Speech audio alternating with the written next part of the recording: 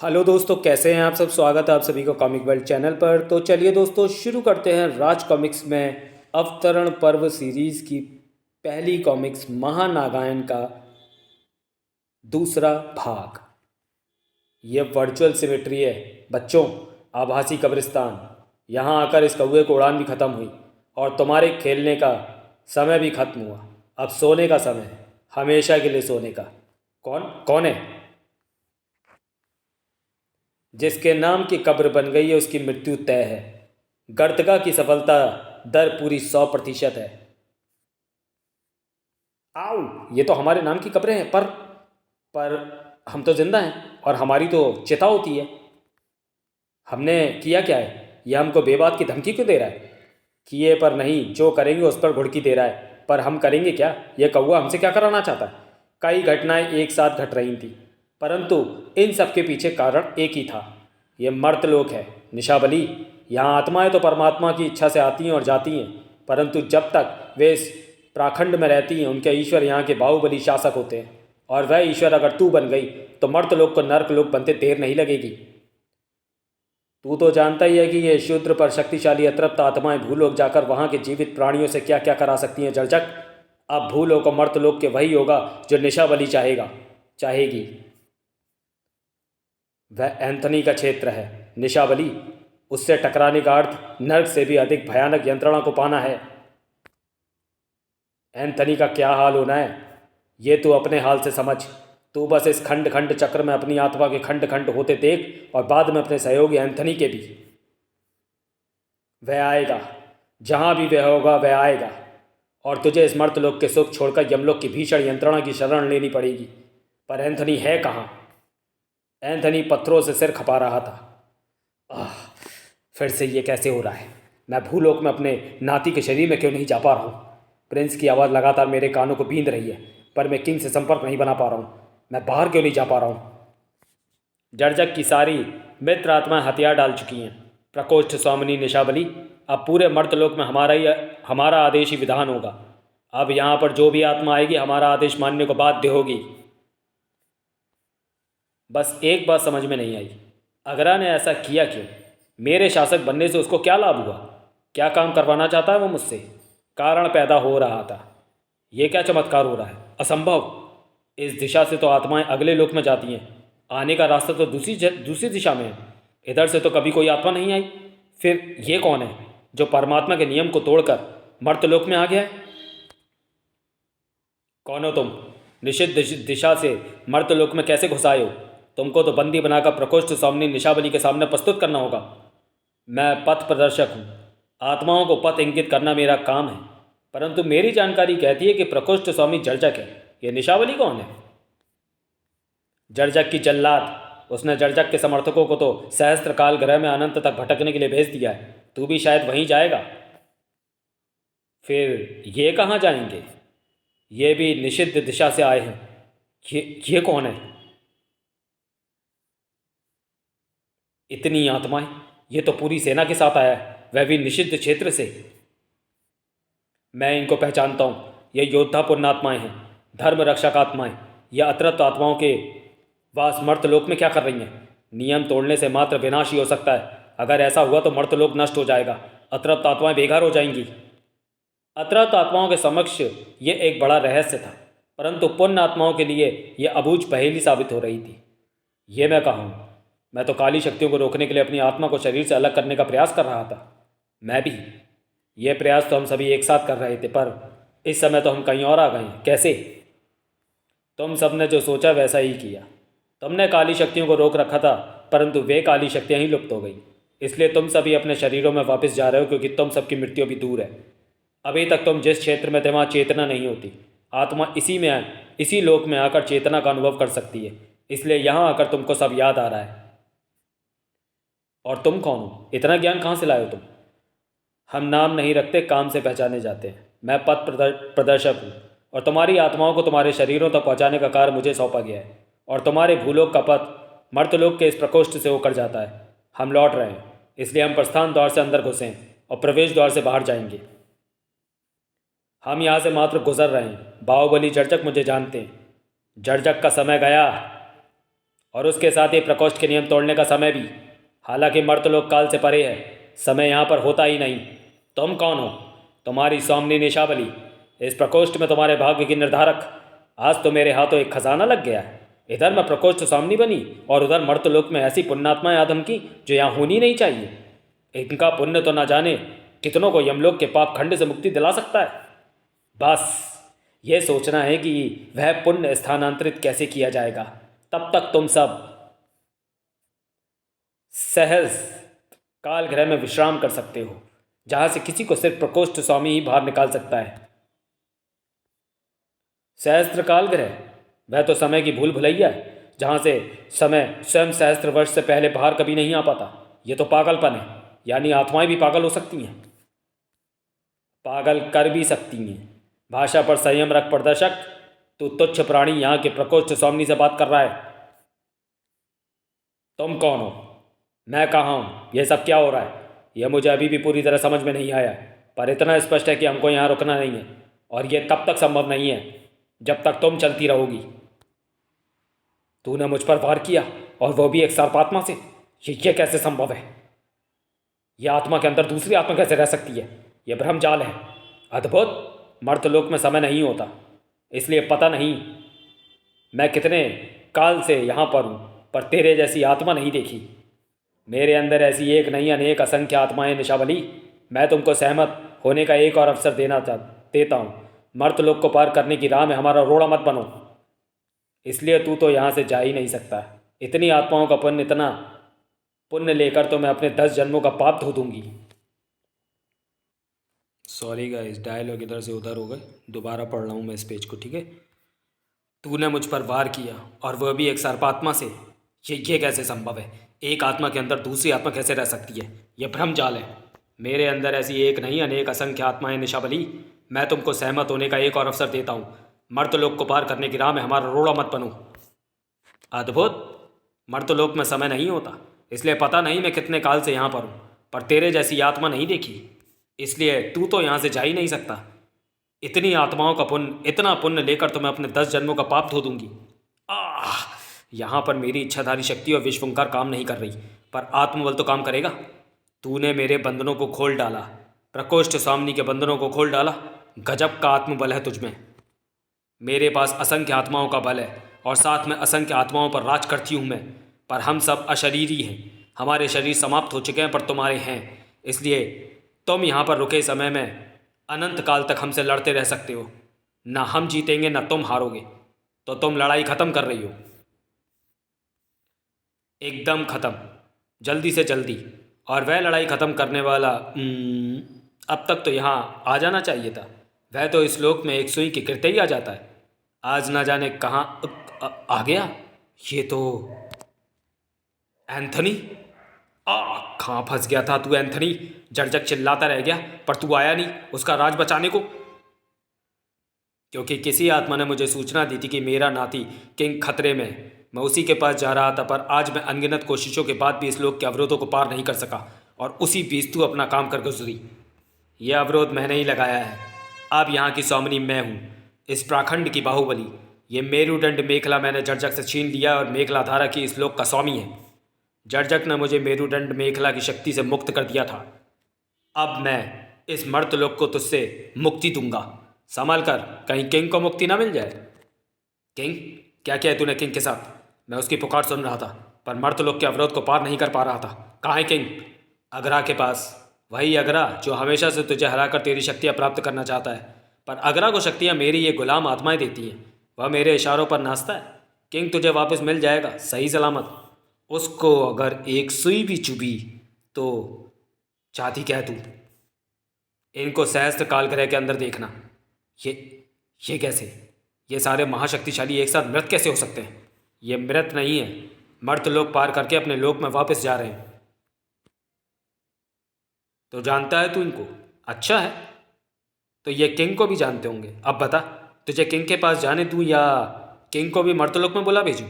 नहीं नहीं, मैं अपने स्वार्थ के लिए इन पुण्यात्माओं को कष्ट नहीं दे सकता।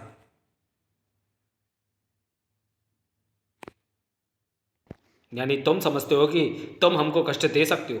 यह हमारा अपमान है। तुम मुझे अपने भूलोक में किए गए कृत्यों के आधार पर जानते हो, पर यह मर्तलोक है। यहाँ पर तुम सब अपने 10-10 रूप बनाकर भी मेरे सामने टिक नहीं सकते। हम तुम्हारी शक्तियों का अंतर तो हमारी और तुम्हारी शक्तियों का अंतर तो साफ है एंथनी। देखो ना, हम अभी भी भूलोक के वासी हैं और तुम मर्तलोक पहुँचाए जा चुके हो। हम किसी की दया और एक बालक की आत्मा के सहारे इस लोक से पार नहीं जाएंगे, अपने आत्मबल से जाएंगे। ये क्या कर रहा है? हम इस तरह से मर्तलोक के दूसरे छोर तक कभी नहीं पहुंच पाएंगे। देखते जाइए, आप मात्र दिशा बताते हैं प्रदर्शक। ये ध्रुव है, दिशा ही बदल देता है। बस ये मर्तलोक है। दोस्ती, यारी, नाते, रिश्ते सब मर्तलोक की सीमा पर समाप्त हो जाते हैं। अब तुम मात्र आत्मा हो जो एक लंबा समय सहस्त्र काल ग्रह में बिताने वाली है। पर दूसरी दिशा तो स्वयं यमलोक की तरफ जाती दिख रही है, जबकि जाना तो हमको भूलोक है। पता नहीं इस लोक में हम एंथनी से जीत सकते हैं या नहीं, पर आप ना आत्मा है ना भूलोक के वासी हैं। हम एंथनी और उसके जरिए निशाबली का ध्यान बटाते हैं। आप चुपचाप यहाँ से बाहर भूलोक जाकर बाबा गोरखनाथ से संपर्क करिए, वे अवश्य कुछ करेंगे। तुम्हारी आत्मशक्ति तो मर्तलोक का बाहुबली बनने योग्य है। एंथनी द्वारा काटी गई कोई आत्मा आज तक इतनी जल्दी जुड़ नहीं पाई। वार करना तो दूर की बात थी, तुम सचमुच खतरनाक हो। इस बार और छोटे टुकड़ों में काटूंगा। काटने से क्या होगा? आत्मा आजा अमर है, मैं फिर जुड़ जाऊंगा। अधूरा ज्ञान है तुम्हारा। सच्चा ज्ञान पाने को मरना पड़ता है। आत्मा न जलती है और न गलती है, पर जब जलती है तो जुड़ती नहीं है। मेरे नर्क की आग तुम्हारे टुकड़े जुड़ने नहीं देगी। अब तुम सब समझ गए हो ना कि तुम लोग मुझे जीत नहीं। आओ! पशु आत्मा से मैंने कभी युद्ध नहीं किया। ये तो टोटल अनजानी शक्ति है। पशु नहीं, यति। वैसे पशु तो मानव भी हैं। मैं फिलहाल वह आत्मा हूं जिसका शरीर नहीं है, परंतु वह मृत भी नहीं है। देखो कि तुम मुझे कैसे परास्त करते हो। सुना है भूमि में कैद करने की महाशक्ति होती है। तुझे यहाँ की भूमि में दफना देता हूँ। ये ले निशाबली, तेरे ही प्राखंड में दफन कर दिया मैंने तेरी सबसे शक्तिशाली शक्ति को। अब सवाल ये है कि तू दफन होने से पहले हमें यहाँ से जाने देगी या दफन होने के बाद? तुझे एंथनी की शक्तियों का अंदाज़ा नहीं है। दूसरों के शरीर में तो कोई भी आत्मा थोड़ी सी मेहनत के बाद प्रवेश कर लेती है, पर एंथनी इकलौती ऐसी आत्मा है जो किसी दूसरी आत्मा के अंदर भी आसानी से प्रवेश कर सकता है और अंदर से ही फाड़ भी सकता है। और कोई पुण्यात्मा चुनौती देना चाहता है महाबली एंथनी को, या तुम सब सहस्त्र कालग्रह में जाने को तैयार हो? आगे चलो, मैं एंथनी को तुम्हारे पीछे भेजता हूँ। ये अगर आत्माओं में समा सकता है तो मैं आत्माओं को अपने में समा सकता हूँ।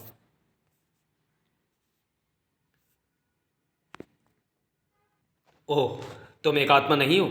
तुम्हारी आत्मा में अनेक आत्माएं समाई हुई हैं। तुमसे अगर टक्कर लेनी हो तो ये महायुद्ध लड़ना है तो मुझे अपने अंदर भी अनेक आत्माओं का बल समेटना होगा। आ जाओ। एक महायुद्ध दहलीज पर खड़ा था। जिस दहलीज के उस पार से विनाश था, मर्तलोक का विनाश। पर तब तक भूलोक में भी ऐसी ही विनाश की नींव रखी जा रही थी। ये हम कहाँ आ गए गुरुदेव? अरे ये स्तंभ, ये तो मेरे महल का स्तंभ है। ये तक्षक नगर है, पर इसका ये हाल कैसे हो गया? कई वर्ष पूर्व आए विनाशकारी भूकंप ने नगर को नष्ट कर दिया और भूमिगत जल ने ऊपर आकर इसको जलगत कर दिया। ऐसा भूकंप? पर ऐसा कहीं चर्चा में तो नहीं आया। और तक्षक नगर के अलावा और कोई नगर क्षतिग्रस्त हुआ हो, ऐसा भी नहीं सुना।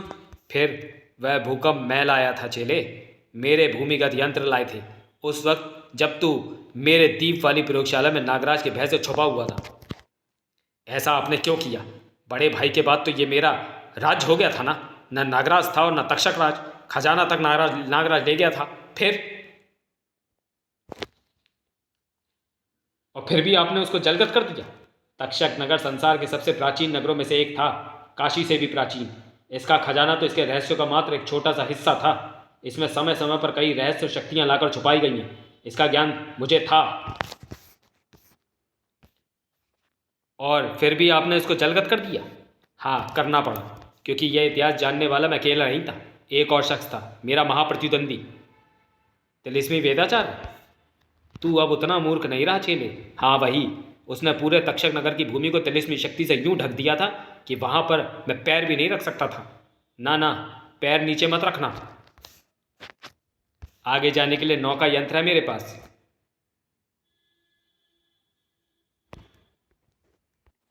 हाँ, तो मैंने नगर जलगत कर दिया। बहते जल पर तिलिस्म नहीं बनता, पर मेरा यंत्र जाल बंध सकता है। यानी वेदाचार यहाँ जल में घुस नहीं सकता था और आप भूमि में नहीं। ये स्थायी गतिरोध था। सही। फिर हम यहाँ क्यों आए? ओह, ये तो बंजारे धातुजन है। इनका काम जगह जगह घूमकर धातु का कबाड़ खरीदना और फिर उनके पुर्जों से अद्भुत आयुध बनाना है। इनकी ये प्रजाति अद्भुत आविष्कारक है। कभी ये मेरे चेले हुआ करते थे। ओह, तो आपके चेले आज आपके चेले को क्यों पीट रहे हैं? क्योंकि एक बार वेदाचार्य के पुत्र अग्रज ने इनके सरदार के पुत्र खन कनक को मौत के मुंह से बचाया था। तब से ये प्रजाति वेदाचार्य की भक्त हो गई है। ज़रूर वेदाचार्य इनको मुझे रोकने के लिए यहाँ पर बसा कर गया है। सत्य वचन गुरुदेव, प्रणाम। बुढ़ापे के पास अनुभव की अपार शक्ति होती है। उस अनुभव से आपको ज्ञात होगा कि हम अजय हैं। वेदाचार्य के आशीर्वाद से हमने इस नगर की छतों को धातु पुर्जों के कबाड़ के गोदाम में बदल लिया है। आप वापस चले जाएं। इस नौका को नष्ट होने में 10 पल लगेंगे।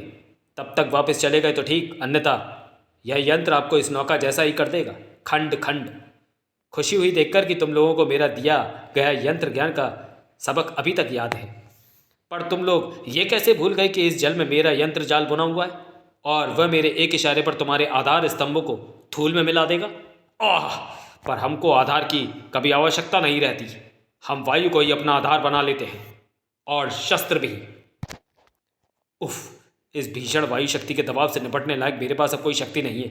जल्दी कुछ नहीं किया तो ये तिलिस्मी जाल हम दोनों को हमेशा के लिए इस तल में कैद करके रख लेगा। गुरुदेव अपनी ही दिखाई शक्ति के आगे विवश लग रहा था और गुरुदेव और नागपाशा का अंत मात्र कुछ पल ही दूर था। वायु शक्ति का दबाव बढ़ता ही जा रहा था। तूफान जैसी हवा से पानी की लहरें हवा में उड़ रही थी और उनमें से एक उड़ती लहर ने जैसे ही खन कनक के पैरों को छुआ, प्रलय आ गई। जागरा!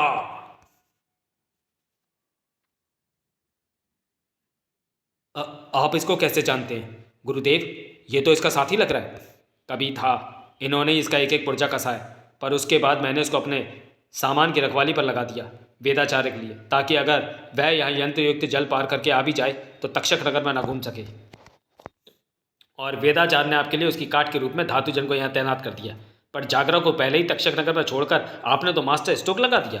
देखिए, देखते ही देखते इसने ढूंढ ढूंढ कर सारे धातुजनों को रास्ते से हटा दिया है और ये आपको प्रणाम करने वापस आ रहा है। आओ! ये तो हमको भी शत्रु समझ रहा है। इसको रोकिए गुरुदेव। हाँ, इसमें एक गुप्त शब्द कोड डाला था मैंने। क्या था वह? याद ही नहीं आ रहा है। आओ! तो क्या इसको मरने के लिए बनाया था, मारने के लिए बनाया था? प्राण रहते याद कर लो। ओ, इसका जागरा नाम रखा ही क्यों? जागृत हो गया ना। इसका नाम तो सुप्ता रख देता, सोता रहता है। ये रुक कैसे गया? इसकी बैटरी खत्म हो गई है क्या? अरे, इसको नियंत्रित करने का शब्द कोड सुप्ता है। तूने इसको रोका है? मैं नहीं, सच में मैंने। हाँ, अब ये हमको उसी रास्ते से तिलिस्म में बचा बचा कर बाहर ले जाएगा जहाँ से ये स्वयं आया है। बस दीवारों या भूमि का स्पर्श मत करना। बस कुछ मीटर और हम तक्षक नगर के अंदर होंगे। ये हम कहाँ आ गए गुरुदेव? ऐसी जगह तो मैंने तक्षक नगर में कभी नहीं देखी। यह तक्षक नगर के नीचे फैली कई सुरंगों में से एक है और ये हमको सीधी तक्षक नगर के उस भाग में पहुंचा देगी जो जलगत नहीं है। ये तक्षक नगर नहीं है गुरुदेव, तक्षक नगर के खंडहर हैं। यहाँ तो आप धातुजनों को ले आते तो वे अधिक लाभ कमा लेते। यहाँ पर अब बचा ही क्या है? ये मेरी प्रयोगशाला जिसके अंदर रखा है तक्षक नगर का लघु यांत्रिक प्रतिरूप मॉडल। ओह, इतना बड़ा खिलौना! खिलौने और भी है नागपाशा। ये देखो, मेरी एक्शन फिगर और आपकी भी। इससे क्या करोगे? मैं ले लूं?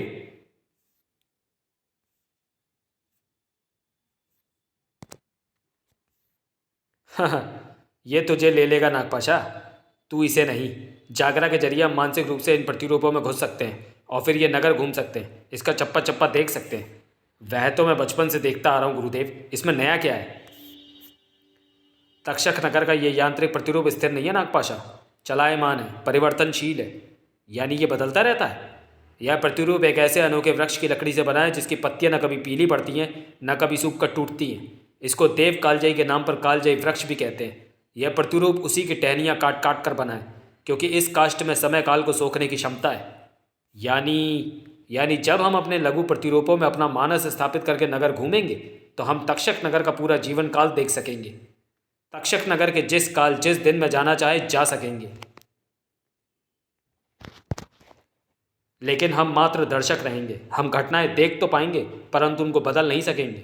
हुई, ये तो हम तक्षक नगर के अंदर आ गए। आए हाय, पुराने दिन याद आ रहे हैं। वो देखो चने वाला, पानी आ गया मुंह में। मसाला चना खिला दो ना गुरुदेव।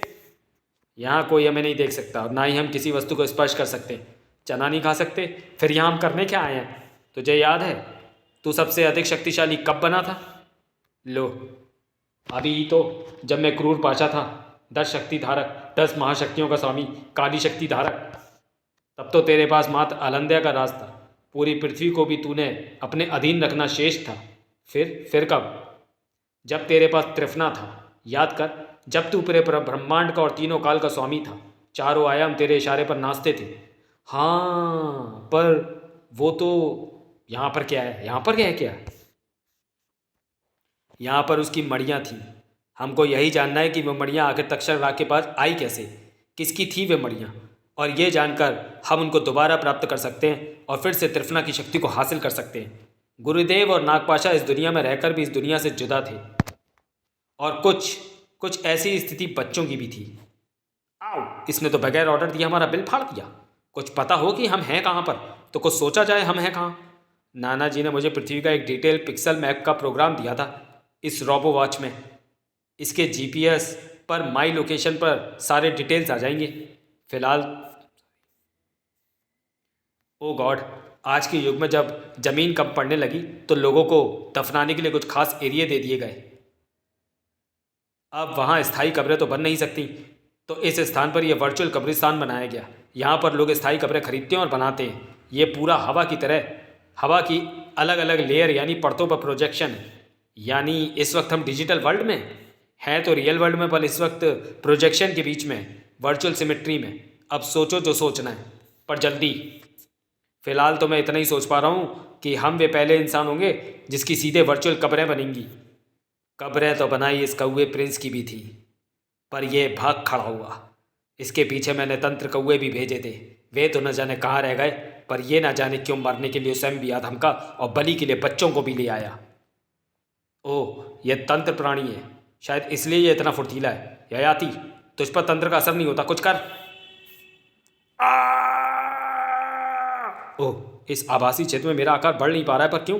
खैर, सोचने का वक्त नहीं है। मैं इससे ऐसे ही तुझे छुड़ा लूँगा। ययाति का मुष्टि प्रहार सह पाना तंत्र प्राणियों के बस की बात नहीं। ओह, ये तो ऐसे ही डर गया, तुझे छोड़ दिया। नहीं, इसको ना जाने कैसे शौक लगा है, लेकिन इसने मुझे काफ़ी कुछ बता दिया है। इस कौए का नाम होता है, तुम पापा के साथ रहते तो जिंदा मुर्दा एंथनी का नाम ज़रूर सुना होता। सुना है। अब वह अपने नाती किंग के शरीर में ही आता है, क्योंकि उसका शरीर नष्ट हो चुका है। यह कौआ प्रिंस एंथनी का खास दोस्त है। एंथनी नहीं आया, कौआ प्रिंस आया, यानी एंथनी मुसीबत में है। कौए का पीछा करो। हाँ, ये हमको फिर रास्ता दिखा रहा है, तो नज़र जमाए रखो प्रिंस पर। तो चलिए दोस्तों, वीडियो को यहीं समाप्त करते हैं और मिलते हैं महानागायन के तीसरे और अंतिम भाग में अगले वीडियो में। तब तक के लिए धन्यवाद।